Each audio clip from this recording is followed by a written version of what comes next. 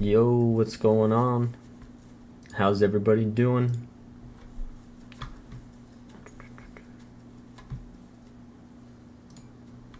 Let me mute that really quick. Okay. Give me 1 second. I'm going to throw this out into the Discord. Hope whoever's in here, whoever joins in just a sec, is doing well. Just give me a quick second to throw this stuff out there.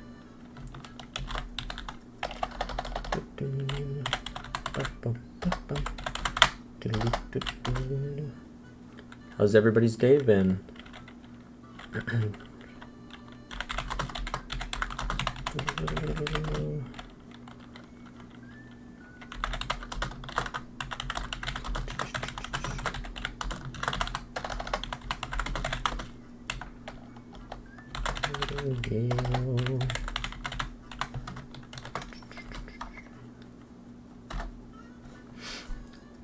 Okay, cool. Got that out there.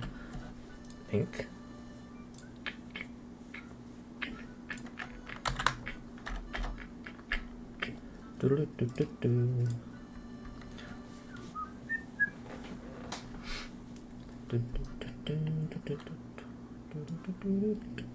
Okay, cool.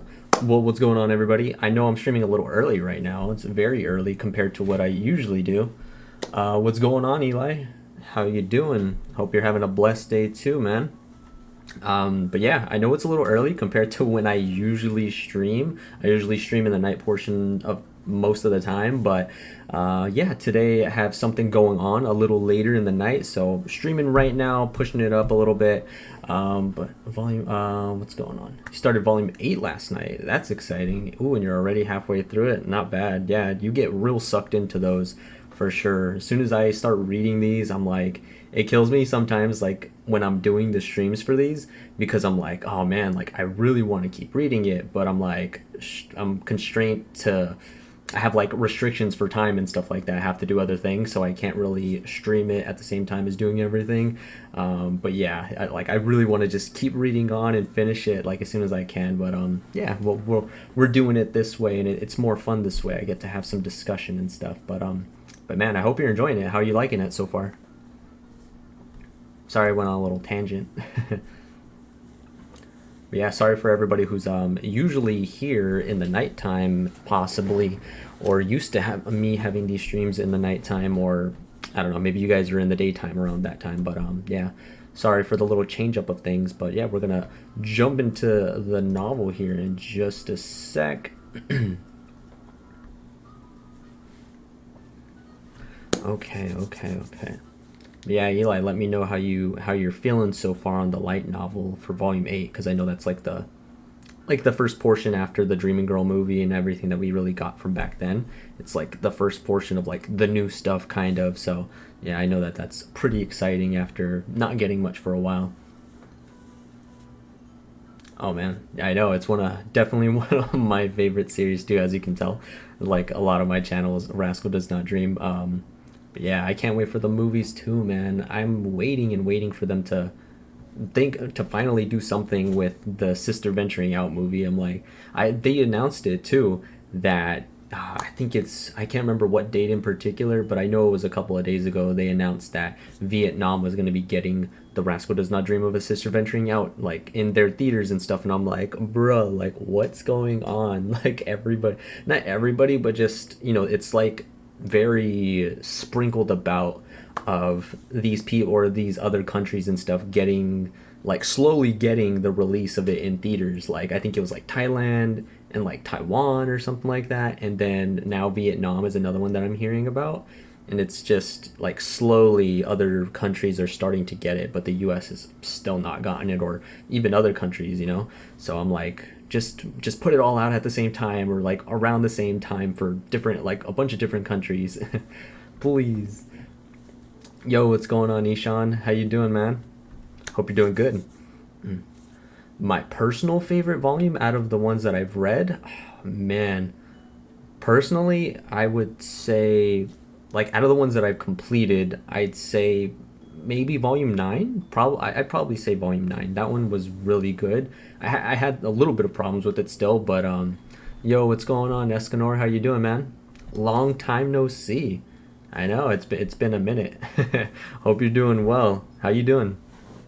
Um, but yeah, it's I'd probably say volume 9. I had my problems with it a little, but it's, I don't know. I'd say this, if I'm counting ones that I've read in general, I'd say this one I'm currently reading, I've had a lot of fun with so far. So volume 11, Nightingale.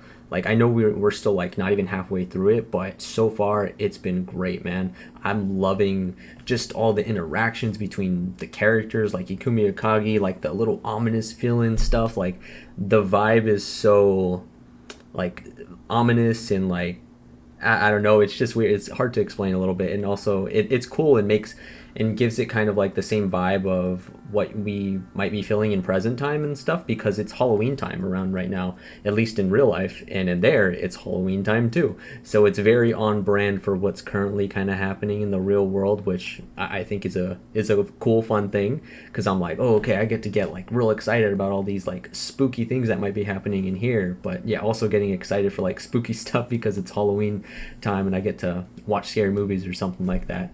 Um, yeah, volume 9, I'd say, out of all the ones that I've completed, volume 9, I'd say, but from all of them in general, this one so far is my favorite. And if it keeps going this way, it's probably going to be my favorite one. And everybody keeps telling me that this one is really, really good, especially the ending of it. So, yeah, I'm excited to see what's to come. Yeah. What's going on? Whoa, what's going on, Evil? How you doing, man? I don't know when the public release, so you can tell me, please. Oh no, you're good, man. But yeah, the public release hasn't come out yet for the Sister Venturing Out movie. Sadly, we're like kind of left in the dark on that. I was talking about it a little earlier, but it's like very sprinkled, like very slow feeding of people like or other countries getting the release of the Sister Venturing Out movie in theaters. Like, I know Vietnam has gotten it just recently. Taiwan and Thailand have already gotten it too. Like, there's been people on Reddit or other like social media stuff that have been posting about it, saying like, hey, I went to go watch it in theaters and stuff. It's really, really cool. And I'm like, bruh, like, where's our release? Please, like, give us something. At least let us know about it instead of leaving us in the dark. um, what's going on, Escanor? He said you've been great. Yeah, I know. I don't stream too much on Twitch, but I've been wanting to jump back into the Twitch streaming. I've been streaming a lot more on YouTube, but I know that YouTube is like very like confined, I guess, and like you won't really find my streams on YouTube unless you're subscribed to me, probably, or unless YouTube like somehow, some way, I don't know, it's like far-fetched chance that you get recommended my stream by some chance. But yeah, streaming and finding streams on Twitch is a lot better. And I just want to stream on Twitch more. I want to engage with different people, because I know I have different people that are following me or subscribed to me on YouTube and on Twitch. So I want to kind of throw the love out there and talk to multiple people or different people and stuff. Um, Andre is here this weekend. Oh, damn, nice. Yeah, we're doing well, man. I don't remember any case. Yo, thank you, man. I appreciate it.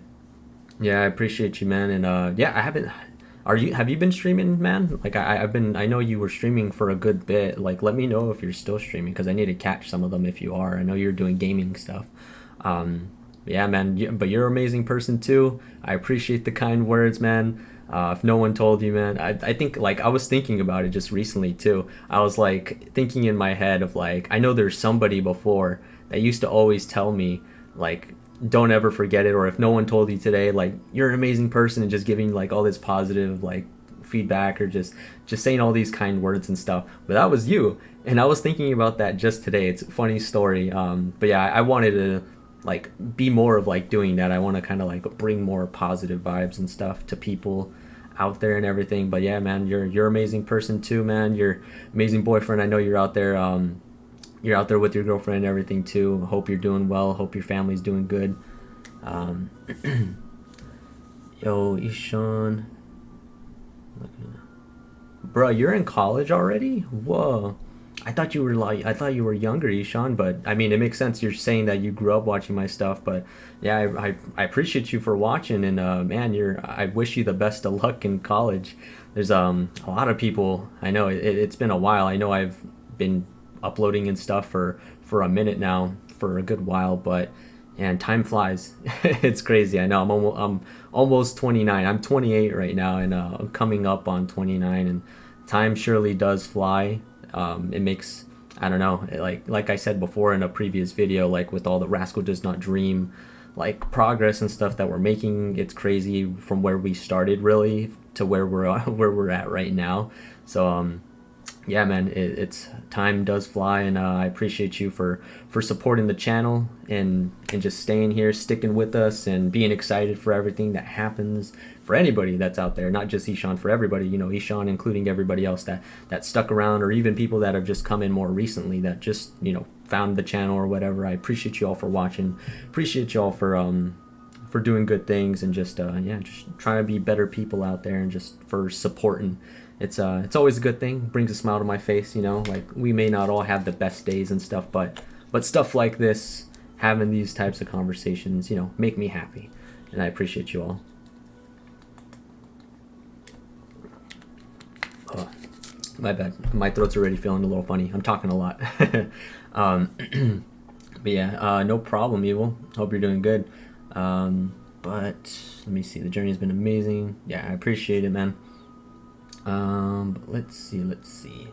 But yeah, this volume, I was gonna say, like, this one I'm assuming is gonna be probably my favorite, because everything up until this point has been amazing so far. But let's keep it going, and let's jump into the stream, or let's jump into the read through of this. Okay, let's go through. Where did I leave off? I know this is weird. Like, last time I streamed, I couldn't finish it I finished it in a weird spot. I usually like to finish it right where I'm like starting on a new part, or it's like part 4 or part 3 or something like that. So it's very easy for me to know where I'm starting. But last time I had to end kind of abruptly, so I kind of don't know where I'm at. But let me read through this real quick. Okay, it says, I'm not going to cheat, so there's no problems here. It says, yet your thoughts are entirely on Ikumi Akagi. With that, I guess I'll just start from the top right here. Let's keep it going. Excuse me, my bad, I just ate. But okay, well, I'm not going to cheat, so there's no problem here.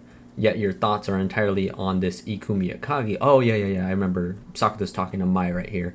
With that bit of spite, Mai sat back upright, or should I say Toko Kirishima.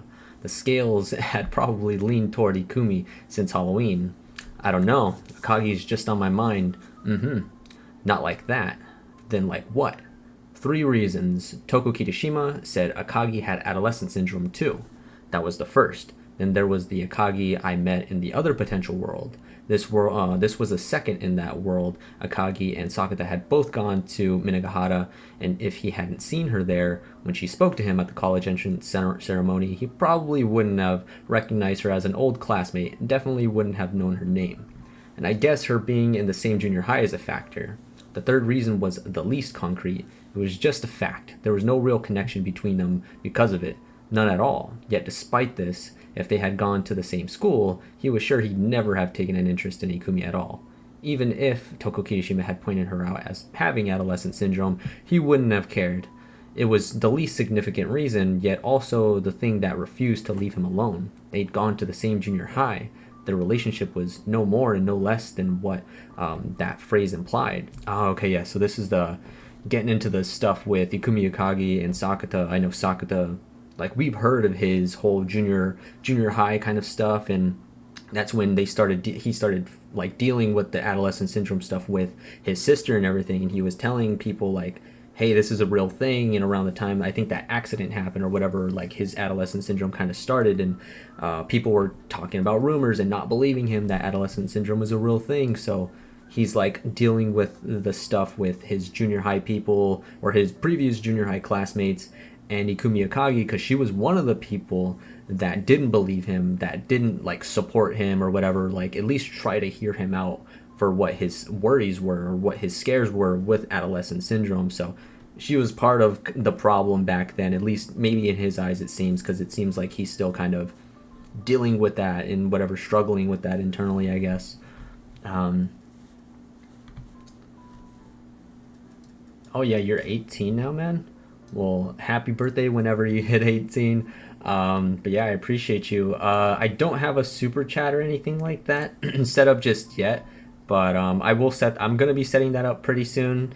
Like pretty recently, I've been thinking about doing it because most of the time when I do my streams, I'm doing it for fun and stuff. But I might throw some of that stuff up. It's not anything that anybody has to do. It's something that I'd appreciate if anybody wants to support or anything. But if you guys aren't able, and only if you're able to do it, I don't want you guys breaking yourselves for any stuff like that. But yeah, I definitely would appreciate the support and stuff. But yeah, like I said, I'll probably be adding that in the near future when I do future streams. But yeah, I'll make sure to do that soon and give you all an update on that stuff too. Okay. But yeah, I appreciate it, man. I appreciate the kindness. But looked at another way, perhaps that meant their roots were entwined. Sakata had gone to public elementary and junior high schools, so his first glimpses of the world at large came from those places and their satellites. Most kids who grew up in that area had played in the same parks, begged their parents for candy at the same supermarket, and been yelled at by the same scary old man who lived on the corner. These days, Fujisawa had become his neighborhood of choice, but the streets of the Yokohama suburb he'd grown up in would always be a part of him. Even if they were all too typical and devoid of distinguishing features, it was still where he came from, and Ikumi had been a part of that place. She'd been there all 15 years he was. That number still represented the vast majority of his time alive. Perhaps that was why going to the same junior high meant more than words implied, more than going to the same high school or college did. I guess I can't quite call her a stranger. That's what it felt like. They talked a lot where they'd come from at the mixer. I know that junior high, or I've been to the shop by that station. Shared memories of local neighborhoods made them all feel closer together. Maybe you're right, Sakata. I wouldn't know. I really don't remember anyone from back then. Miles' child acting career had been her priority during those years. She'd mentioned barely ever going to school. I wonder if she feels the same way about you. Yeah. He started to reject the idea his role in junior high had hardly been typical. But even if her perspective was different, she had been there, in that neighborhood, in that school, in that class. If Mai hadn't pointed it out, it might have never occurred to him. When Kaide was getting bullied, when Sakata started yelling about adolescent syndrome, what had his classmates thought? Or what had his classmates thought? What had they made of it? In his mind, it had been all about him. He'd never stopped to wonder how anyone else felt. That seemed so trivial compared to what he'd been through, or been going through. He'd fully believed he was the only miserable one. But that may not have been true. All 30 or so of his classmates had feelings of their own, and in that moment, they'd likely not been amused or entertained. The mood in the room had been bleak as hell. Kaide's friend Kotomi Kano had told him about it once. After they moved away, there'd been a witch hunt targeting the girls who'd been mean to Kaide. They'd all wound up dropping out and moving away. The class had banished evil and then closed the door on the matter. Then they finished out their junior high years, acting like it was all forgotten. Sakata's classmates hadn't even waited that long. They'd graduated and left, like third-year students do. He had no idea what they'd gotten up to at their respective high schools. 3 years might have been enough for some, but to might have been enough for some of them to cleanse their emotions. Had most of them put Sakata out of their minds entirely? He figured they had. Ikumi Akagi alone had run into him again, and honestly, he couldn't imagine what that had been like. But he presumed it had meant something. Even Sakata still registered her as a junior high school classmate. She was significant enough to earn a label, and that label had existed before his girlfriend, Mai, before his friends Yuma and Ryo, and before his first love, Shoko. He had a sort of latent affinity with her, perhaps a lingering resentment that just resembled affinity. Damn. Alright, so yeah, he's really getting into it right now. But let's jump. Hold on, let me adjust this really quick. Let me go ahead and let me tweet. I'm gonna throw this up somewhere else real quick too. Do do do do do do do do do do do do do do do do. Give me 1 second. 1 second. 1 second. 1 second. Do do do do do do do do do. Okay.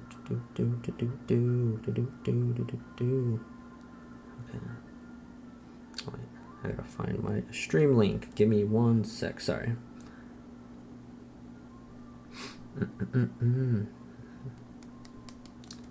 Hurry up, phone. My phone's been like insanely slow like all day today. What's going on?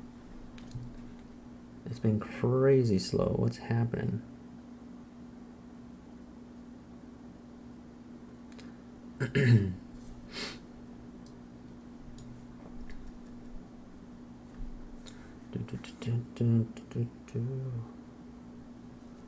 Come on, phone, give me my link. I'm trying to grab the link and share this somewhere else, but while this is loading, I'll continue for right now. Let's see, where did I leave off? So, oh yeah, I think I started, or I left off on the right here. Hold on.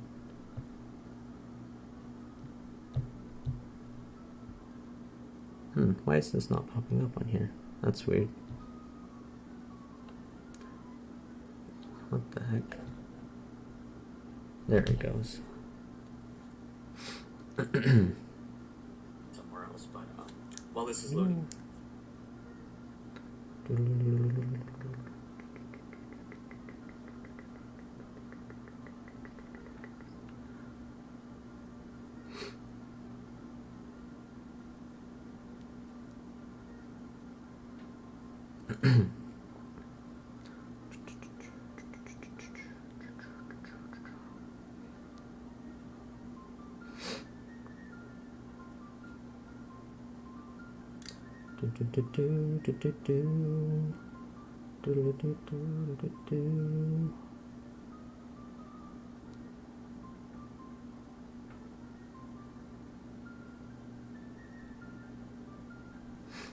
Okay, there we go. Got it all out there. Sweet. Alright, let's keep it going for right now. Not bad. Okay, so and Mai's question had helped him finally start to see why he couldn't get her out of his mind. I don't know if meeting you again has anything to do with what she's doing, Mai said. She gazed into her mug as if staring down memory lane, but the two of us know a few things. We do? Or we do. He knew exactly what she meant, just how hard and painful changing the future can be. If that's for someone who matters, I can't say not to. Doing so would go against what the two of them had done. It would be an insult to everything that girl smiling in the Okinawa sun had been through. But Mai, you're against these heroics. We know all too well that one person's happiness is another's misfortune. Yeah, all those tears and suffering, struggling, fighting, scrambling for nothing, and finally getting their hands on what they had now. So I think they're talking about the whole stuff with Mai Sakurajima, you know, like how they changed the future and everything. With her, where they kind of like went back in the past, like changed things and, you know, saved Mai Sakurajima. Sakuta was good too, and, you know, ultimately it led to Shoko getting the heart transplant and stuff. Or I mean, you know, changing things in that way so all of them can stay happy and live, you know, happily and alive and stuff at the end of the Dreaming Girl movie.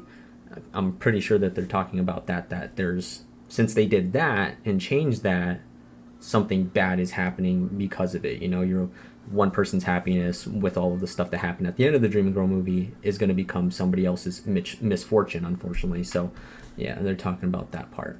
So scrambling for nothing and finally getting their hands on what they had now. And that was why they didn't need to spell it out. Their feelings were linked. Ikumi's choices weren't wrong. Saving the Little Red Riding Hood, or Little Red Riding Kid from the falling lantern was a good thing. But there was no telling what might be in store for that kid in a few days or even a few years because she'd avoided that fate. There was no telling what Ikumi's actions might cause. Saving that kid changed the future, and no one could be sure the outcome wouldn't be far worse. But that makes me sound like a villain trying to thwart the hero's deeds. Mai's eyes turned to the TV screen. It was still playing the tokusatsu hero show. Hotaru Okazaki had shown up as a new minion of evil and was assisting a horrible monster on the heroes. Then we'd better make like villains and start an evil society. Mai had given the motivation to reach for the laptop again, and it was still showing that social media site. He picked a username and password and made an account. He chose a picture of Nasuna yawning for the profile icon. That's cute. Appointing you leader, Nasuna, Sakata said. She just meowed sleepily. Not a care in the world. Sounds about right for cats. But that's super cute, though. I want to see that picture that he chose for it. November 6th, the day of the school festival. So we're on part 4 now. Okay. So arrived too fast for him to grow impatient. Give me 1 sec. Yeah, I know. Okinawa represent. Aren't you? Yeah, you're Japanese, right? Paris? I know you are. I'm pretty sure you're Japanese in some form, or you're like Asian in some form, right? I believe. My bad if I misremember. But yeah, confirm for me, please. I don't know. It's gonna rack my brain if I don't find out. I know you were, you're mixed in some sort of way. Oh yeah, yeah, you are. Nice. I love it, man. Okinawa represent. But yeah, in that time, Sakata only went to college once, Wednesday, November 2nd. The only thing of note was asking Miyori about her mixer. Were the guys actually hot then? On the way to the shop, a Halloween parade cut me off, and I lost track of Manami, so I never actually found out. You should pay more attention, Sakata said, like he hadn't done the same thing. Miyori also didn't carry a phone, just like Sakata does. I was all down for the meet, at least. What? Wait, hold on. I was all down for the meat at least. There was supposedly a lot of it. Okay, that sounded very, very weird at first. The day after the 3rd, the college was closed for a holiday. On the 4th, all classes were suspended in the name of the festival prep. The festival itself started on the 5th, but he spent that day working. So when he finally made it back to campus, the festival was in full swing, a very different vibe. Through the heavily decorated gate, the path through the ginkgos was jam-packed with people and stalls lined on both sides. People here to have fun, students running the booths, voices calling out, mascot characters carrying signs around. It was immediately apparent that there were far more people here than the usual morning rush. Very much festival crowd. Just getting down that path took a while. The Sweet Bullet concert was on the outdoor stage, the festival's main venue. Encore included. They performed 7 songs. 6 were Sweet Bullet originals. The last was a famous Toko Kirishima number, Social World, the song Uzuki had covered for the commercial. The student MC got a bit carried away and started ad-libbing, taking questions from the crowd and calling for an encore they hadn't planned, but the girls all rolled with it and gave the crowd what they wanted. When it was over, Sakata poked his head in the classroom that served as the green room and found Ranko Nakago grumbling, "Who does that MC think he is?" Oh, dang. And the others were laughing. The Sweet Bullet members only got a short break, then they had to move to the auditorium. There was a male beauty contest, and they'd been asked to hand out bouquets and congratulate the victors. And since the concert had run long, they didn't even get time to eat. They left the green room, saddling Sakata with a shopping list.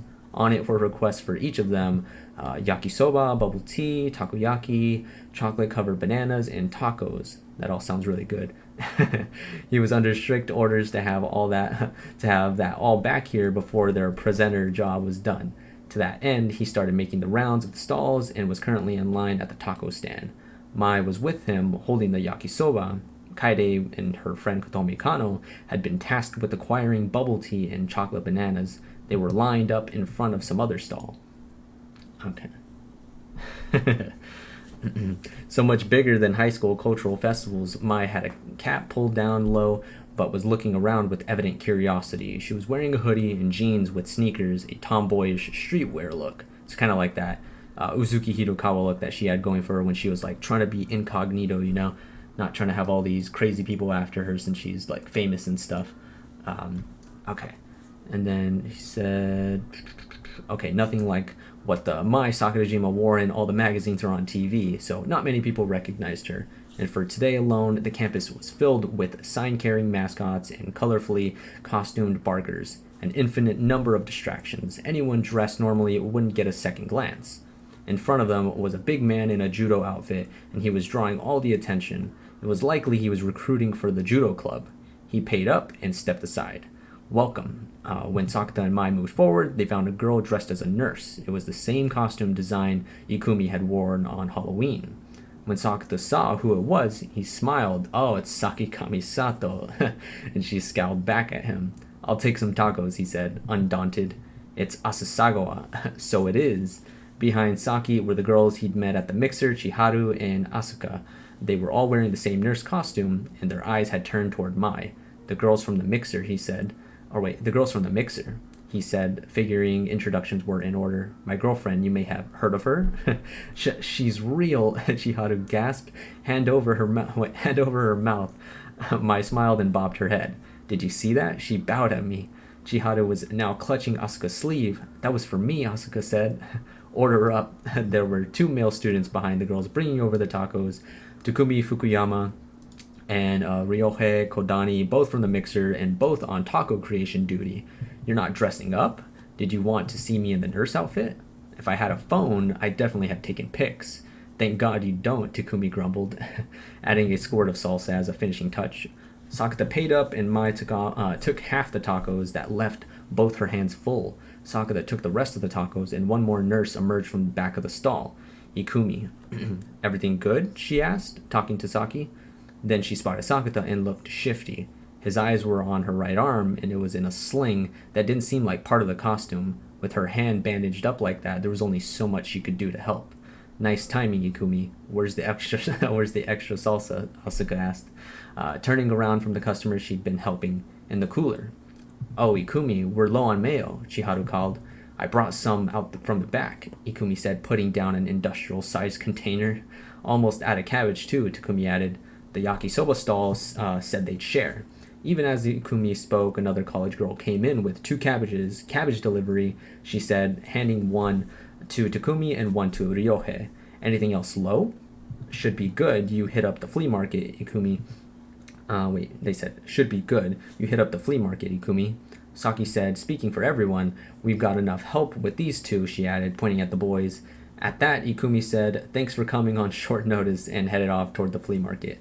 What happened to Kagi's hand? He asked Saki, watching Ikumi go. Tried to catch someone who stumbled on the station stairs. When? Wednesday. So right after she talked to Sakata, her hand had been fine then. He wanted to ask more, but Saki's attention was already on the next customer. No time to stop and chat. They moved away from the stall, not wanting to block the line. You can go after her, Mai said, meaning Ikumi, of course. I'll take these to the green room. I appreciate that, Mai, but... he was glancing at his own hands. They were filled with the tacos they'd bought for themselves. What about the tacos? He couldn't exactly run after Ikumi carrying them. Go ahead, Mai said. Then she opened her mouth like she just pushed one in. They were no bigger than a gyoza, so he went right ahead. That's good, she said in between bites. Then off I go, Sakata said, scarfing down his own share. You're right, it is good. Savoring the flavor, he headed after Ikumi. Sakata caught up with her just outside the campus flea market. She was resting on a bench in the shade, watching the flow of festival goers. He came up from behind and sat next to her, leaving a space between them. She didn't visibly react. She must have expected him to follow and to ask about the arm. Being injured is so boring, she said. Eyes on the flea market. They said they didn't need my help either.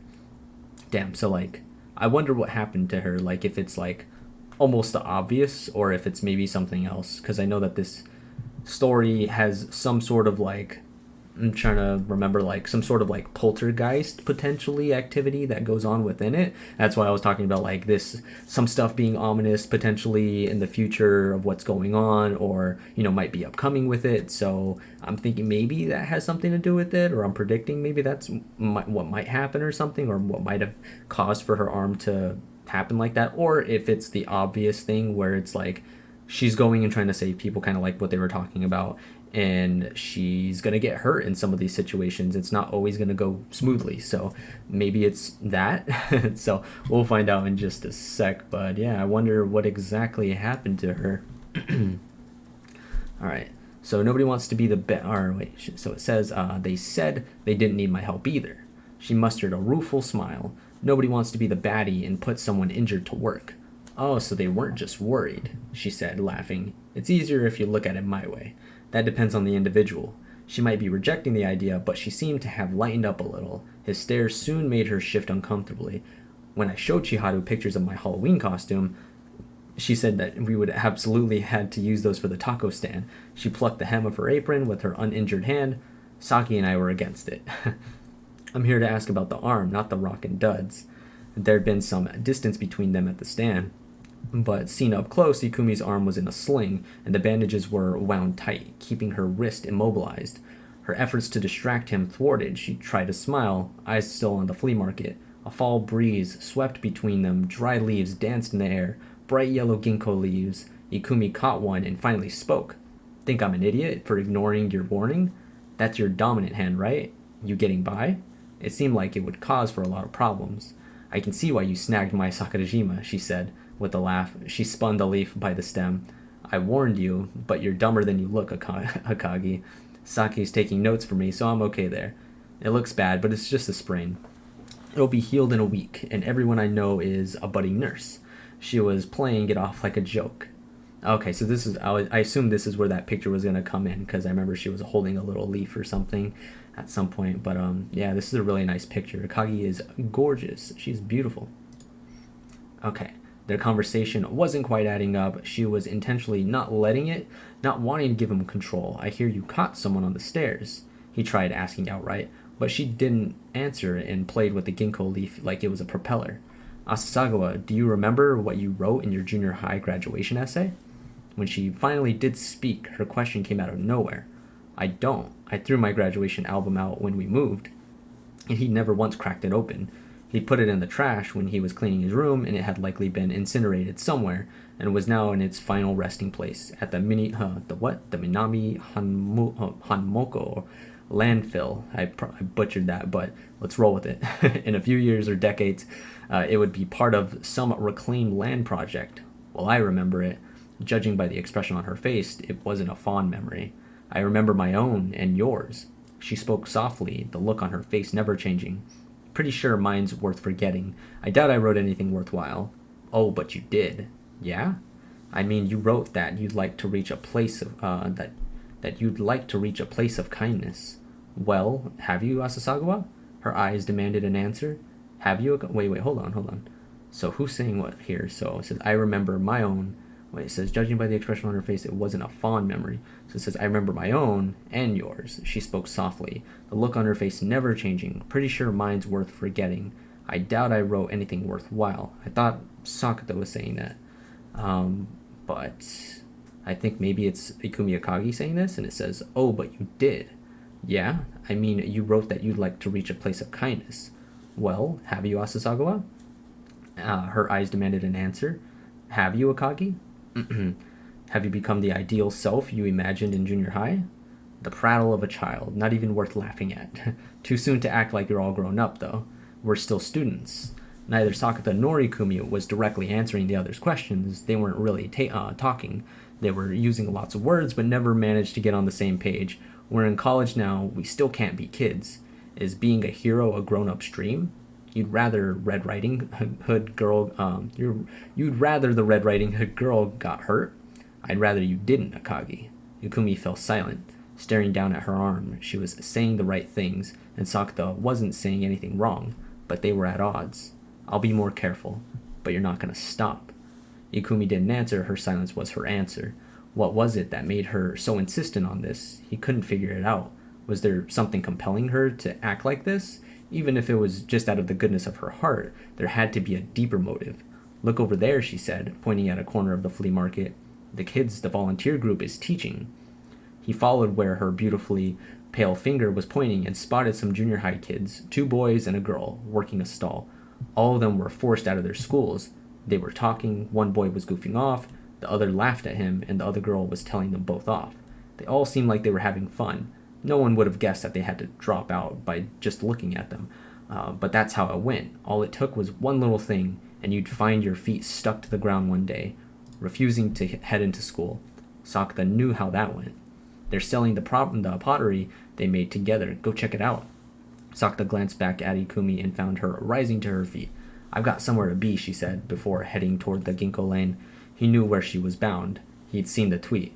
A weird dream. A boy tripped and fell by the clock tower. Cried a lot. During the school festival at the Kanazawa Hake campus, it was exactly 3 o'clock. This one of those prophecy dreams?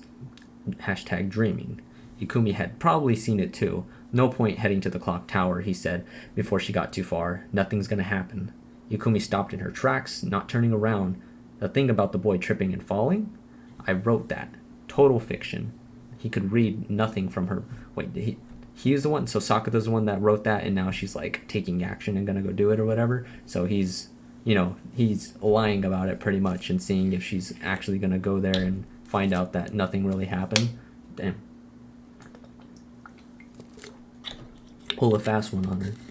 But at least he knows that she's really dead set on doing this stuff, and that proves it right now that she's gonna go do it for a fake thing, pretty much. He could read nothing from her back. Was she mad? Had he pissed her off? Maybe she was just frustrated, or did it go beyond that to outright disgust? But when she was finally facing him again, it was none of the above. Well, good. We don't need any crying kids, she said, smiling. It was his turn to fall silent. Her reaction was exactly what you want from a hero. No anger at being tricked, not mad at him, just relieved that nothing would happen and no one was going to get hurt. He was completely unprepared for that. He'd hoped the trick would help him figure out where her heart lay, what was going on with her. Thought it might clue him in as to why she was helping people. That's why he'd used the hashtag to bait her there, or to bait her here. But the result? He had no clue what was going on in her head. Ikumi was the perfect hero, and that was why it disturbed him. What would lead to someone to feel relieved that no one got hurt instead of getting angry after falling for a dirty trick? You really shouldn't do that, she said gently, like she was reprimanding a naughty child. We're in college now. Yeah, we're in college now, he echoed. He wondered how old you had to be before you stopped believing in heroes. Then, the disturbance manifested. Don't copy me, Ikumi said with a laugh, and then her body shook. She let out a little gasp, like she'd been elbowed in the ribs. Her lips tightened and she knelt down. Akagi? He called, moving closer. He crouched down next to her, examining her face. Ikumi's cheeks were flushed. She was shaking. Her arm wrapped around her free arm wrapped around herself. It seemed like each breath she took was more heated than the last. What's gotten into you? Some underlying condition? That was his first thought, but before he could ask, things got weirder. Sorry, I'm okay, she tried gamely to smile at him, and the nurse cap she wore flew away.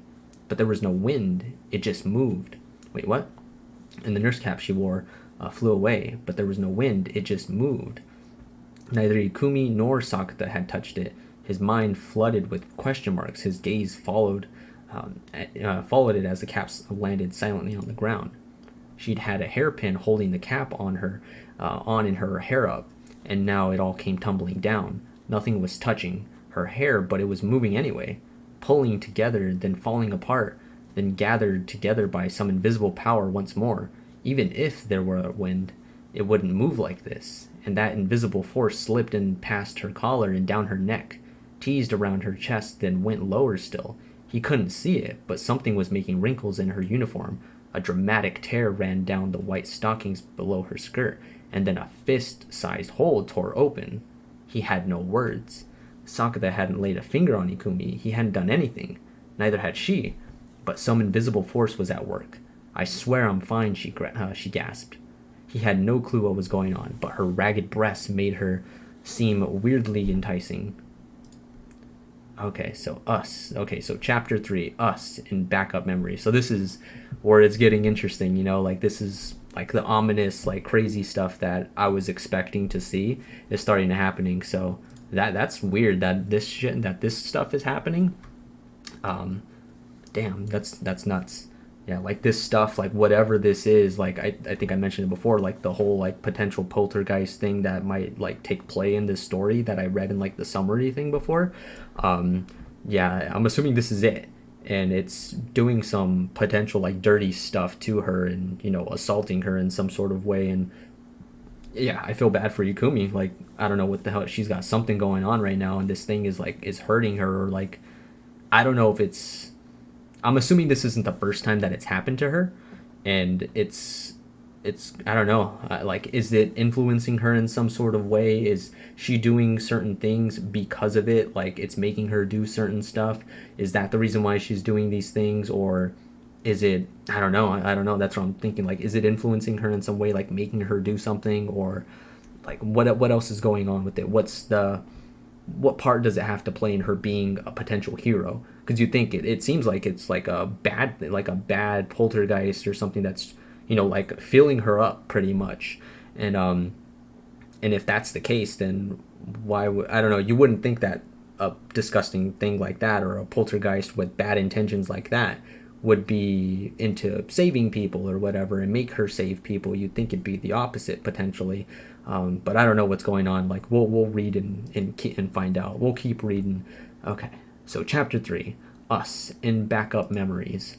All right, so part 1 of this. The medical office door opened and Saki Kamisato came out, looking cross. Once the unnatural attack on Ikumi subsided, Sakata had carried her here. She hadn't fought him on that. Saki had brought a change of clothes from her things. How is she? The doctor is examining her now. Ah. Saki turned her eyes away from him and stared at the office door. There was no one else in the hall with them. Medical office was written on a nearby white plate. Saki was still in her nurse costume, so it made the whole corridor feel like a hospital. Has Kunimi seen you dressed like that? He asked when the silence got to be too much for him. Not yet, she said, clearly displeased. It was obvious she didn't want people to see her like this. Her every fiber was radiating that message. I think he'll like it. He likes bunny girls and miniskirt Santas, so I'm sure he'll go for nurses too. What do you think, Yuma? Or what do you think Yuma is? Saki snapped, swinging around to glare at him. A friend who shares my enthusiasms. Her scowl only deepened. What about you, Kamisato? What about what? What do you think about your friend? He glanced toward the door behind her. Was Ikumi still getting examined? Where's this coming from? Akagi's earnest in a way that worries people, right? Entered nursing school to help people, big on the whole volunteer thing, and following the hashtag to save people. Saki nodded once at this and then thought for a long time. She's the definition of a good student, she said.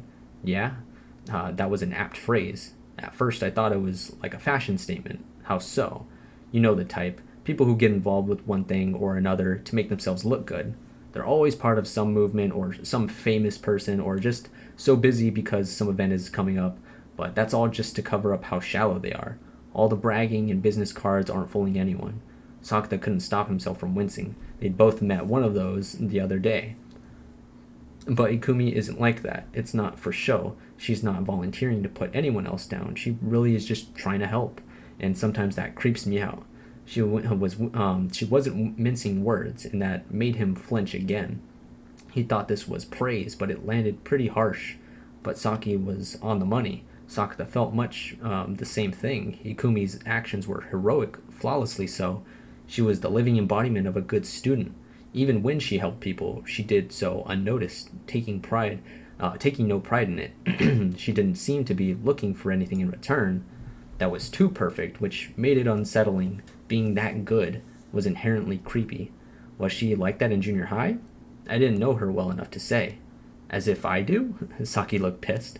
I'm pretty sure that she was the only... I'm pretty sure she was always a good student, and that's all I got. Well, that's useless. I know, not that I expected more. Then don't ask.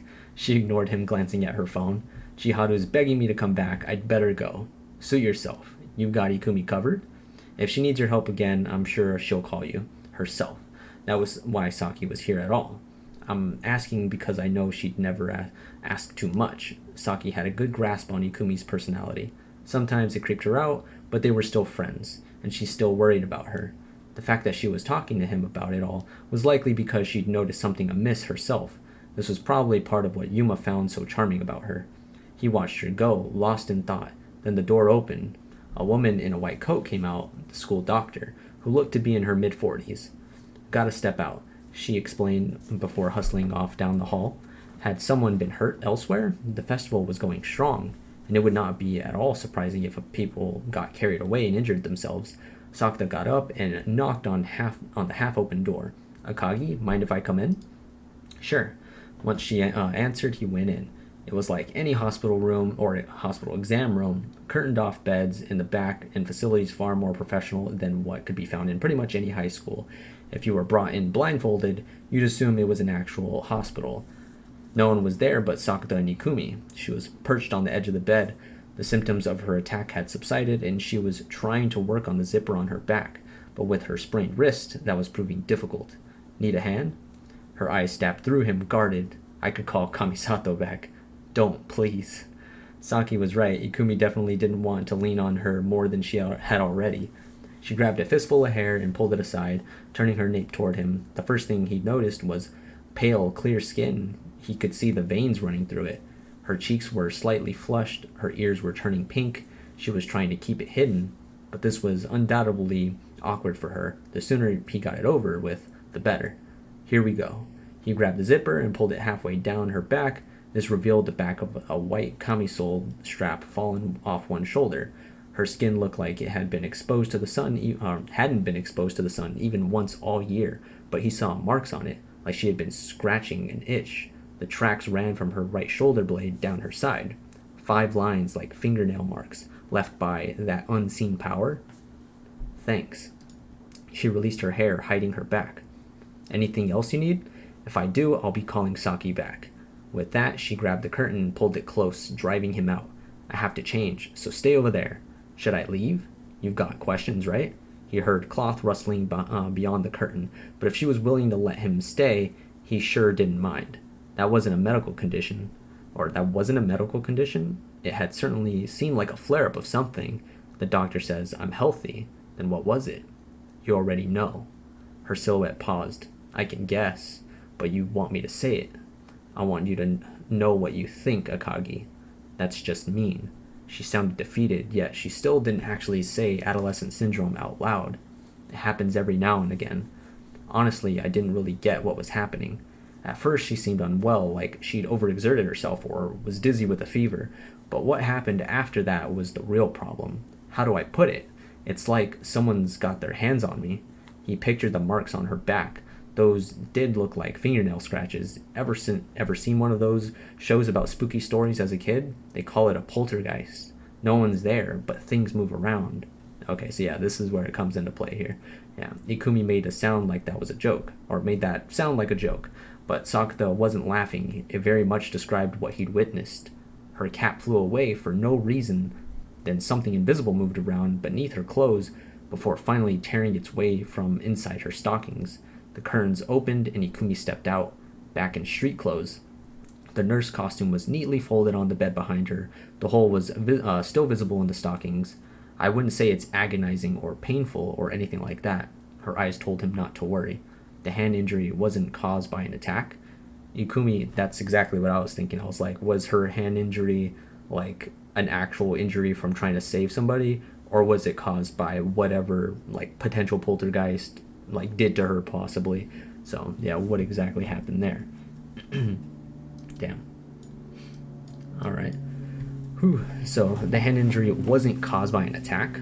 Ikumi glanced down at her sprained wrist. If another attack occurred while she was trying to help someone, then it seemed all too plausible a blunder like that might happen. He could already see it playing out in his mind. You've got some imagination, she said, her smile uncertain. That told him he was right. Leave it, she said. I know how to fix it. Really? Do I look like a liar? You seem to have a lot of secrets. That I won't deny. Putting truth to her own words, she admitted it readily. You know the solution, but haven't gone for it, because it's easier said than done. That's why her adolescent syndrome was still going on. It was hard to call that okay. Yeah, you're not an easy man to forget. That was wait, what? She said, yeah, you're not an easy man to forget. Okay, that was unexpected. It had caught him totally off guard. It really isn't easy, she said again, meeting his eye. She held his gaze. It did not look like she was teasing him. Did you think this wasn't about you? Why me? He didn't know why he'd been a trigger for her. You really don't remember. That was a loaded statement. I know. Ikumi chuckled. We only knew each other in junior high, right? He said. Mm-hmm. That's all, but her tone suggested she was neither confirming nor denying. There was nothing between us. Then why me? He asked again. That is the question. She wasn't answering. So many secrets. Asasagawa. Fancy a wager? I don't make bets I can't win. She ignored that response entirely. Do I forget you first, or do you remember what happened first? What's in it for me? If you remember, my adolescent syndrome will go away. For the first time, she said the words. And you think that'll force my hand? Won't it? Before we start this thing, let me warn you. What? I'm pretty good at remembering things. Twice now he'd recovered vital lost memories. Mai and Shoko. Glad you're motivated. Sweeten the deal and I'll be even more motivated. If you win, I won't need to rely on the hashtag anymore. How does that work? Are you saying you save hashtag people to forget me and cure your adolescence? Wait, hold on. If you win, I won't need to rely on hashtag anymore. How does that work? Are you saying you save hashtag people to forget me and cure your adolescent syndrome? Ikumi nodded. That's why I can't quit, no matter what you say. Wait. She says, are you saying you save hashtag people to forget me and cure your adolescent syndrome? So she's trying to forget Sakata, and that's why she said before, like, you're a really hard person to forget, really hard man to forget. So she said that's why I can't quit no matter what you say. So yeah, he keeps telling her to quit, and she's just like, very insistent on continuing to do it. But why does she want to forget him, though? That's the thing.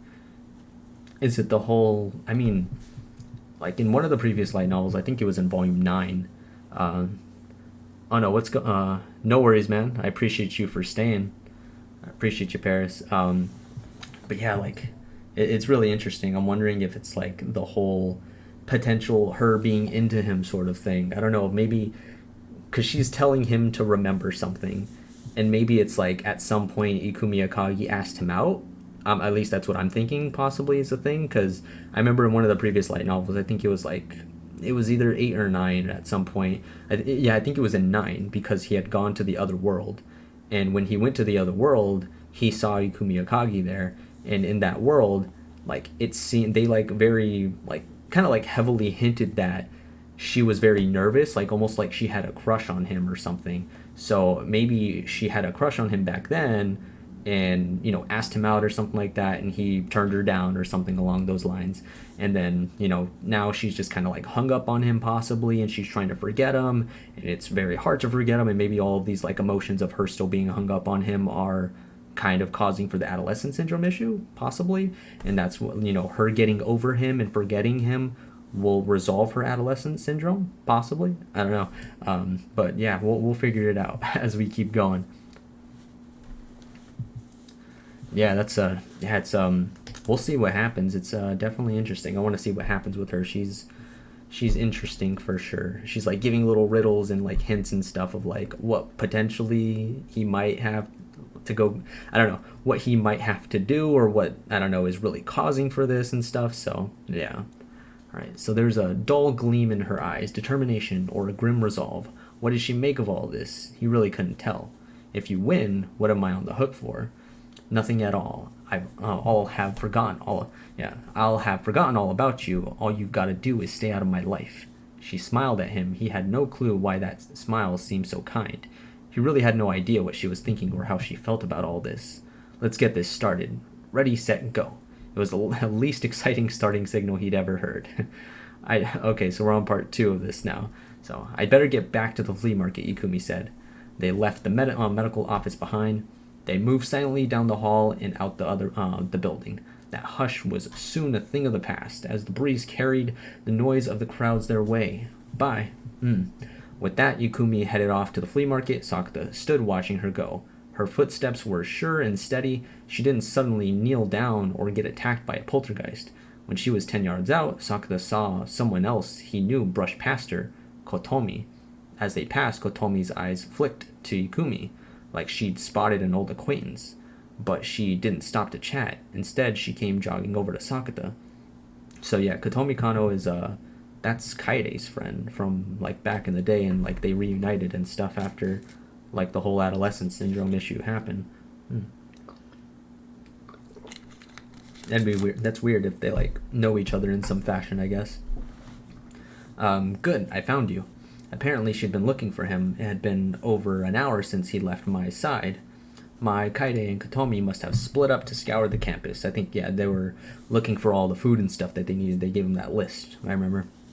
There was sweat on Kotomi's brow that somehow seemed out of place with the crisp fall breeze blowing. Sorry to drag you into this. No prob, she said firmly. Then she stole a hesitant glance over her shoulder. Ikumi had already disappeared down the row of stalls. That was Ikumi, right? She asked, naming the girl she'd just seen him with. You knew her, Kano? There'd been a 2-year age gap, but Kotomi had been at their junior high.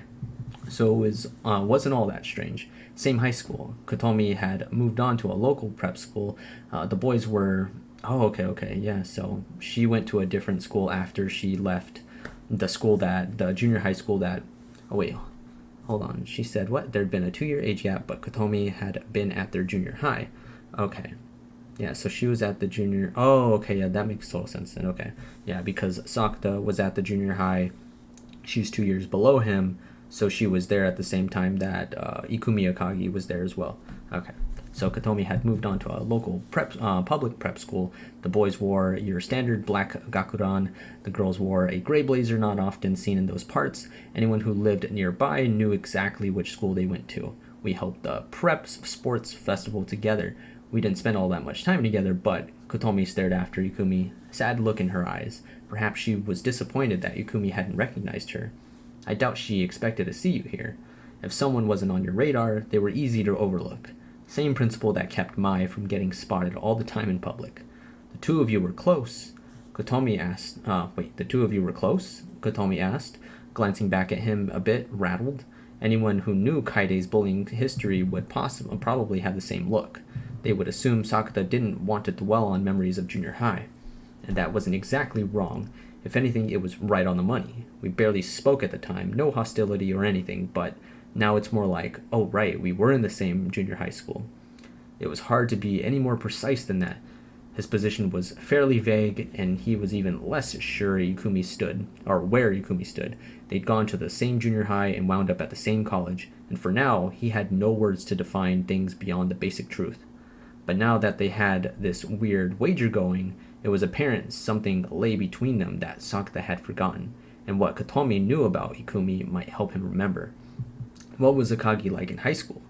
That was a broad question. First, I'd better tell Kai I found you. Katomi took out her phone and quickly typed out a message. Where are we? She asked. Outside the building, Sakata said. Or outside the first building, Sakata said. Kotomi and Kaide exchanged a couple texts, and then Kotomi closed the cover on her phone. You want to know about Ikumi? Yeah. When I started in spring, she was the student president. She made a speech to the new students, and I remember thinking third year seemed so grown up. This news did not come as a surprise. Ikumi was totally the type to run for that office, and he could easily see her giving a speech before a sea of new students without batting an eye. But in hindsight, that had less to do with being a third year and more Ikumi just being Ikumi. Yeah, looking back from college really put into perspective that they were definitely still just kids back in high school. Ikumi was real big on area volunteer work, so she was always like that. She's founded another volunteer group here, helping tutor kids who won't go to school. Sounds like her. She's the kind of person who steps up and does a thing that the rest of us just wait for someone else to handle. Everyone in her year relied on her, and said she was amazing. Amazing. Kotomi hadn't used the word out of pure enthusiasm. There was a trace of something else behind it. Definitely a hint of that's one way to describe it. But Akagi made the most of her time in high school then, he said. She'd been class president, and if she'd helped out the sports festival, she'd likely been involved with all the big deal events. And the fact that she was at the university proved she'd done pretty well for herself academically. Her being in the nursing school implied that this had been her first choice. That was what he meant, but Kotomi looked a little uncomfortable with that phrase. Am I wrong? Not exactly, but about this time last year, she got summoned by the school counselor several times. That didn't sound like her at all. The counselor? Ikumi Akagi seemed like the kind of person who'd never even set foot in that office. Do you know why? Well, I know what the rumors were. I'll take it with a grain of salt then. Supposedly she had an older boyfriend and was living with him, never going home at all. If that's true, she was making the most of life in and out of school. You think so? Kotomi was clearly less sure. I mean, she was school president, the center of her class, helping people with volunteer work, passing her entrance exams, madly in love, and getting chewed out by teachers. That's like student life bingo right there. A resume like that could give any coming-of-age film a run for its money. Sadly, the boyfriend part felt like a total fabrication. He based that on how she'd acted in the medical office. If she'd lived with a man for a while, getting help with a zipper wouldn't have flustered her nearly as much. More likely, she had her reasons for not going home and was crashing with a female friend instead. Nothing crazier than that. That made more sense to him. Oh, there's Kai. Kotomi waved, and he spotted Kaede and Mai coming down the ginkgos. Thanks, Komi. Sakata, where'd you wander off to? Kaede had her cheeks puffed up like he was the troublemaker here. I didn't wander. He'd had his reasons, but he hadn't told her any of them, so her attitude was justified. She grumbled a bit longer, but wanted to see more of the festival. She and Kotomi soon went off together, leaving Mai and Sakata alone together. Glad Kaide's enjoying herself. She's a Zuki stan, so I was all worried she'd try to apply here. Kaede was in her second year of high school. It was about time she'd start narrowing down her options. Well, you can help tutor her. That's what I'm worried about. He was doing that for money, but at the moment, his students were all first years. Frankly, he was hoping to avoid teaching any exam students. The responsibilities were grave, or was grave. That aside, you found Akagi? She gave him a searching look and put the straw of her bubble tea to her lips. I did. Well, chewing the tapioca, she held the cup out his way.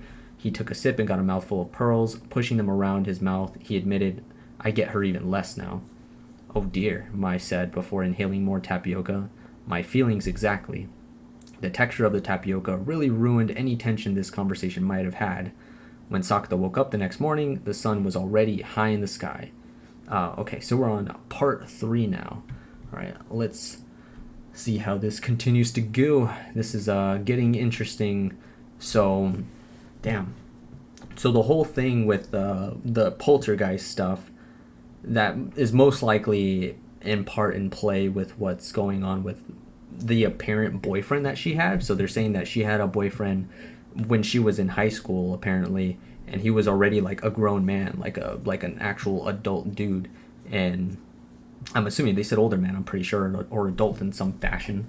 But that was what the rumor was, that she had an older, like, actual adult boyfriend while she was in high school, and she wasn't going home. So what? That's so weird. That's crazy. Like, I'm hoping she's okay, first off, and that's not the case, because it seems like it kind of might have went a not so good direction. One, that's illegal, and then two, like, I hope he didn't like hurt her or anything if that actually happened. But I'm not sure, it might be like a situation with the poltergeist sort of thing, like maybe she didn't go home because this poltergeist thing was affecting her and hurting her in some way, and she didn't want to be seen like that by her parents or something in some fashion, some like random thing, like, like filling her up and stuff, and her parents like freaking out at what's going on or whatever, potentially. So maybe she moved out and she just like lived by herself possibly, and to kind of hide that or whatever. But I don't know, maybe that's what happened or whatever, and then that's how those rumors started and stuff. But yeah, we'll keep going. But that sucks, man. She's going through it rough right now, and it's getting a lot more deep and a lot more messed up than what I thought it was like originally gonna turn out to be. But yeah, we'll keep it going. All right, how long have I been streaming right now? I think I've been for like maybe like an hour and a little over an hour or so, something like that. Let me see. I know I could tell. Oh yeah, an hour and 10 minutes. Okay. So I might stream until I get to maybe like part 4 of this. Right now, since we're starting part 3, maybe we'll probably end it when I hit part 4, and then I'll continue it off again in the next stream. In the next stream, I'll most likely finish it off, because once we're done with this, I'll probably be around like the 60%ish mark. Okay, so we're on part 3. When Sakata woke up the next morning, the sun was already high in the sky. It was 11:50. First period had come and gone, and second period was about to end. If he hustled out of here, he might make it in time for third. But instead of panicking, he yawned and closed his eyes. What with all the festival cleanup, there were no classes today. It was like having a holiday. He enjoyed lying around for a while longer, then got up. He found a note from Kaede on the dining room table saying she was at work. Taking shifts on a weekday morning was the kind of trick remote learning enabled. She could pick when to study and when to work of her own free will, and Kaede was taking full advantage of it. Sakata soloed a lunch that looked like breakfast, vacuumed with a noon news program blaring, then hung up. Dang, I can't read. I keep messing up my words right now. Jeez. All right, then hung up the laundry on the veranda. The dry fall air would make short work of these clothes. When he took them in later, it was almost 5. She should be home soon. He picked up the receiver and punched 11 digits in by heart. It rang 3 times. What? Rio growled, less than enthusiastic. Where are you now? Just back in Fujisawa. Got time before your lesson? Her class started at 7. I'll be busy browsing the bookstore. Then wait there. I'll join you. I'll leave the moment I'm done. Sagada hung up, pretending that he hadn't heard that last bit. In the electronics store by Fujisawa Station, north exit, he took escalators up to the 7th floor, which offered a different view. Bookshelves ran in every direction in that quiet library, hush hung in the air. This was probably the largest bookstore in the area, and Rio came here often. He'd figured this was what she meant, but there was no sign of her in that section packed with physics tomes. Did she really leave already? Worried, he did a quick scan of the rest of the store. He found Rio standing by the college exam study guides. Sitting exams again, he said, parking himself next to her. My student is. She snapped the book closed and returned it to the shelf. Apparently it hadn't met her exacting standards, and this student would be Kunimi's kohai, the one you asked about. Oh, the tall guy. Toronosuke Kasai. Wow, you actually remembered. It's hard to forget. Rio's look suggested she'd caught him hiding something, but she didn't bother digging. Must have decided it was something dumb. You ask how he decided on a school of his choice. He said it just felt right. Ha, so what do you want? He'd rather have talked about Toronosuke a bit longer, but if he tried anything, she might catch on. Cluing her in would just ruin all the boys' clumsy attempts to hide it. So he moved on to his actual goal here. So, are you sure it wasn't the invisible man? Rio said after he explained the baffling stuff that happened to Ikumi yesterday. I mean, it's not like you haven't already met someone invisible. She meant the miniskirt Santa, who was still being actively invisible. Toko Kirishima wasn't with us, or at least he'd been unable to see her. No one but the two of them had been in arm's length, but something had definitely been in contact with Ikumi. What did she say? Made jokes about Poltergeist, so she was taking it in stride. Weird body stuff is closest to Kaide's case, I guess. That makes sense. Yeah, that's kind of how like hers was too, where it was like you could see it spreading on her, like just like bruises just like popping up on her body and like spreading further and further around and stuff. Not just one little spot here or whatever. It would like spread and get worse like as she like stressed out more about things. So yeah, it makes sense I guess in some fashion, because you know how else are you gonna get bruises than somebody like hitting you or like harming you in some way, right? Alright, so her classmates' heartless words had been like knives, cutting Kaide's skin, and the pain in her own heart caused gnarly bruises to appear all over her, but this left no marks on her. There were scratches on her back running from her shoulder blade to her side. You saw that? Rio's voice dropped to a growl. I was helping her change. She's like, you fiend. She's like thinking the worst of him. I just lowered the zipper on her back. Did you tell Sakadashima that? Can we keep it between us? That silence seemed ominous, but at the very least it didn't seem to be causing Akagi any pain. She herself said it wasn't painful or agonizing. He didn't think she was lying. Even if this had similarities to Kaide's case, the core adolescent syndrome symptoms might be fundamentally different. From this, I can't say much of anything. It's all too vague. If you've got nothing, I'm up shit creek. Sounds like you don't really get her yourself, Asazawa. Yeah. That was the real reason he was feeling lost here. Sakura just didn't have a good handle on who Ikumi Akagi was. There was no way for him to dive deeper into her adolescent syndrome either. What emotions were giving rise to the supernatural stuff? That remained a mystery. But what if she said was true? I know one thing for sure. That's my futaba. What? Rio just gave him a look. I thought you would have noticed, she said. What? She was in love with you. Oh, wait, what? Hold on. So it said there was no way for him to dive deeper into her adolescent syndrome. For him to dive deeper into the adolescent syndrome either. What emotions were giving rise to the supernatural stuff? That remained a mystery. But what if she said was true? I know one thing for sure. That's my Wait, what? He said, that's my futaba. What? Rio just gave him a look. I thought you would have noticed, she said. What? She was in love with you. Bad enough she'd want to forget that. That's exactly what I was thinking. Or that's what I was talking about earlier. Where she liked him, or I don't know if she ever asked him out, possibly.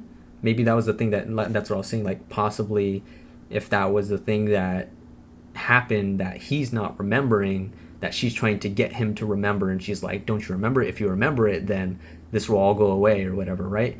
Or something like that. But yeah, maybe she asked him out or something like that, or confessed in some sort of way, and now she's trying to forget him because she's hung up on the dude, and she doesn't want to keep feeling those feelings and stuff, so she just doesn't want to think about him and just forget him. Yeah. So she was in love with you. Bad enough she'd want to forget that. But there was nothing between us, not that he'd been aware of. There are girls out there who get shot down with a single chocolate cornet. Can't argue with experience. If it had been something simple like that, it stood to reason he couldn't remember. Okay, so maybe it was something subtle like that, and it wasn't like a full-blown confession, or full-blown like her asking him out or something like that in that sort of way, like verbally.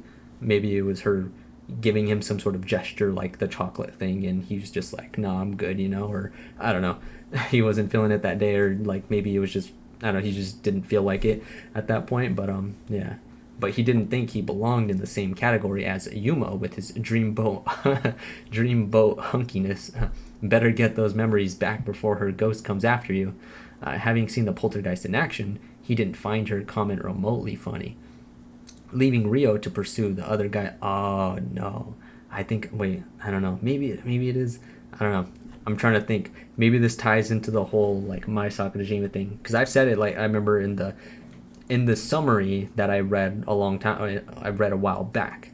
It said at the end of it, something bad happens to Mai Sakurajima, or something happens with Mai Sakurajima in some form that's not good, or that's like scary in some sort of way. Maybe that's it. Maybe what happens at the end of, I don't know. You would think that this would resolve her adolescent syndrome though, right? Like, because this book itself is supposed to resolve, or is supposed to be like the Ikumi Akagi like focused book. And the next book after this is the My Students one, so it's like more focused on the Sara Himeji girl and not Ikumi Akagi. But I believe like the end of this like said something along those lines, like something bad might happen to Mai Sakurajima, but I'm assuming maybe that it has something to do with Ikumi Akagi's thing, because if she loves Sakuta and she's in love with him and trying to get over him, then possibly something might happen, and he is with Mai Sakurajima, they're dating and stuff. Maybe she has some sort of like negative feelings towards Mai Sakurajima and doesn't like her because she took the love that, or the person that she loved away, or something like that, potentially.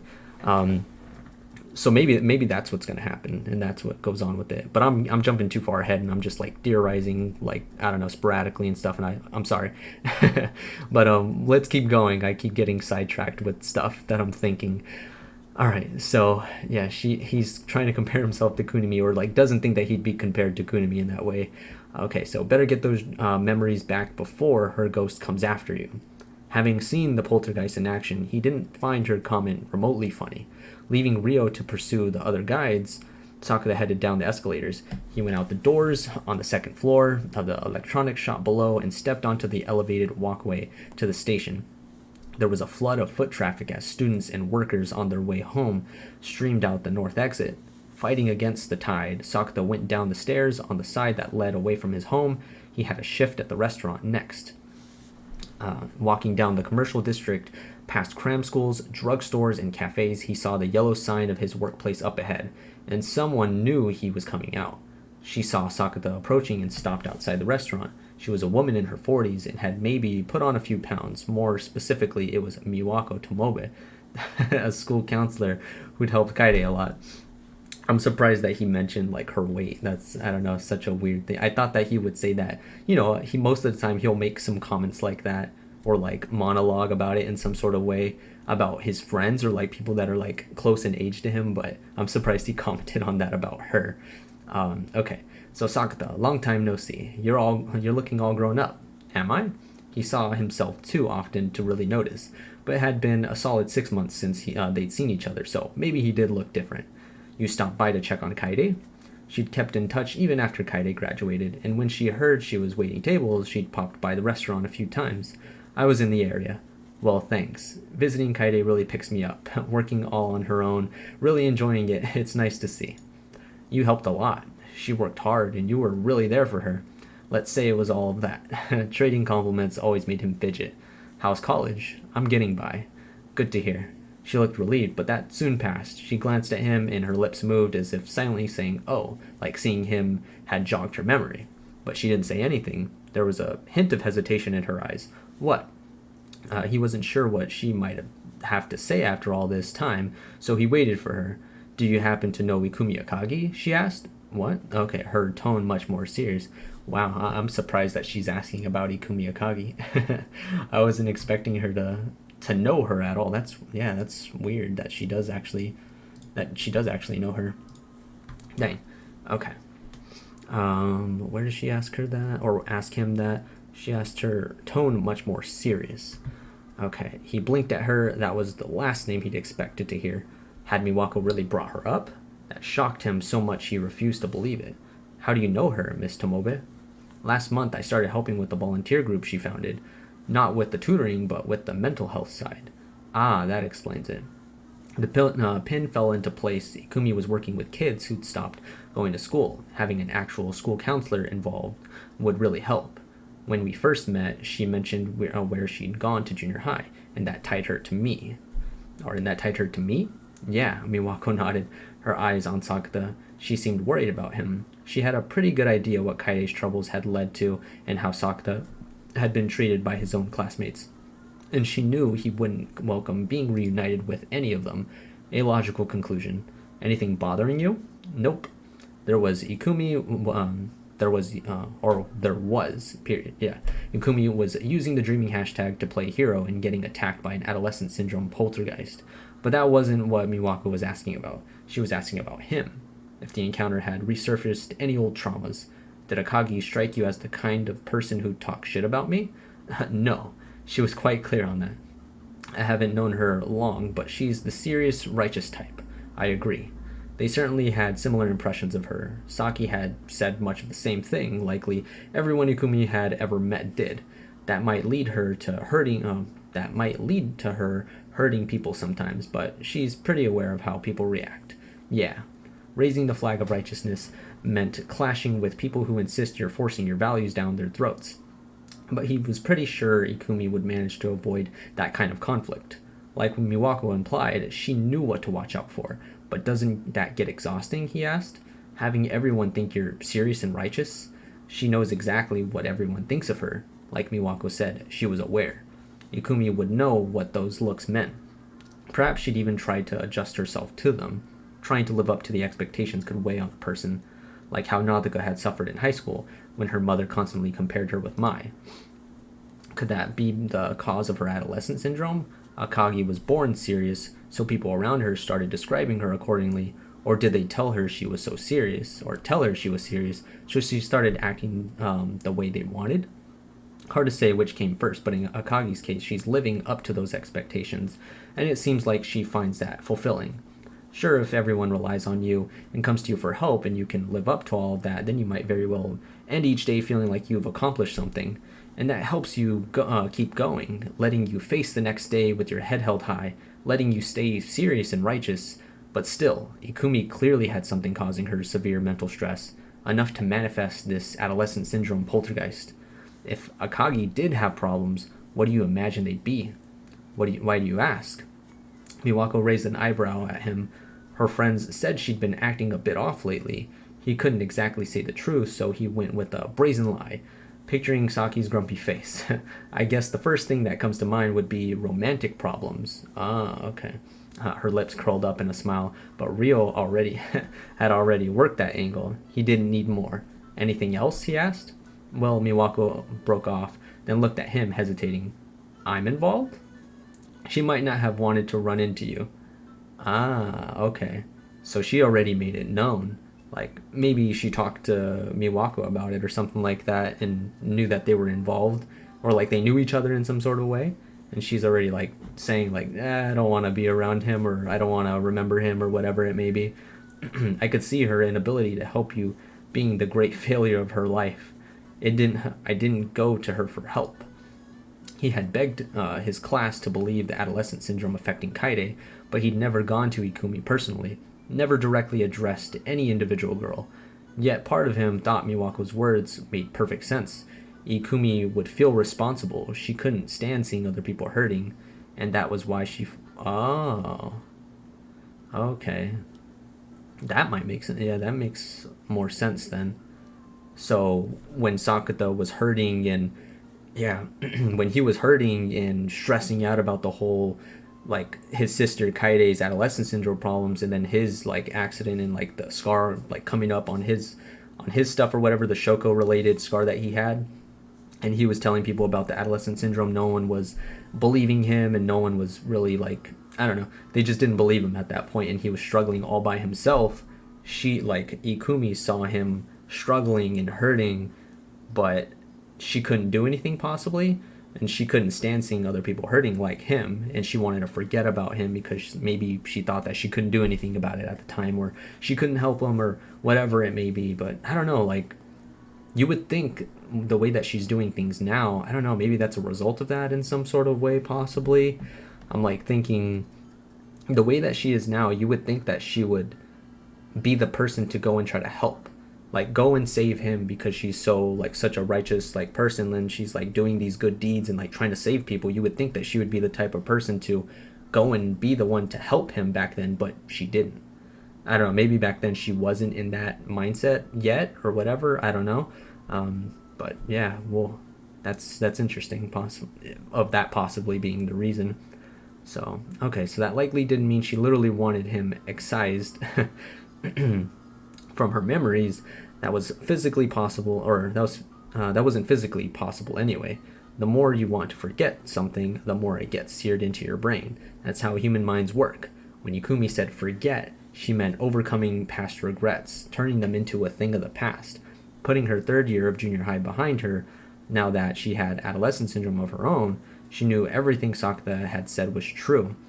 She was all too aware of what she'd done wrong, but she couldn't fix that now. The entire class had turned on Sakata. They had rejected him. He'd lost count of how many times people had called him crazy. Now, Ikumi knew they'd been wrong, but where did that leave her? Was she beating herself up over past failures enough to wish she could forget him? You've got to shift, Sakata. I'm not keeping you, am I? Miwako checked the time. I'm running early. Plenty of time. Well, good. Miss Tomobe? I got a favor to ask. What? Next time you go to this volunteer group, can you bring me along? Okay. So yeah, so that's where it's kind of hinting at pretty much with this, saying that she back then didn't help him. He was in trouble. He was, being called crazy and stressing and hurting about this whole situation, the whole adolescent syndrome situations. Nobody believed him, and she didn't do anything about it. She didn't help him, and that was a regret that she had back then. And now that she has adolescent syndrome, she knows it's real, and she feels bad about it. Or I don't know. I don't know. That's what I'm trying to think of. Like, now that she has adolescent syndrome, she knows it's real. How would she gain an adolescent syndrome when she already had an adolescent syndrome? Like, that's weird. Or maybe she found out later in the future that adolescent syndrome is real in some other way, and then was like, oh damn, like this is really a real thing. I feel bad and I have a regret that I couldn't help that person back then because he was telling the truth, and then that's how her own adolescent syndrome propped up and stuff and came about. So maybe that's how it turned out. But yeah, I don't know. It's interesting. I want to know more of how it actually happened for her, like from her own mouth, Okay. So thinking wasn't getting him anywhere, so he decided to ask the girl herself. So he's going to ask her about it directly. Yeah, in this next part, damn it. In the next part, like right as I'm going to, end things off here. That sucks. Yeah, I know, man. I'm glad that you're enjoying it, Paris. Yeah, I don't know if you've read the Rascal Does Not Dream series before, but if you haven't, it's a good read, man. It's an amazing series. I talk a lot about it, and I do a lot of streams and stuff talking about it too, or reading the light novel, but it's really cool.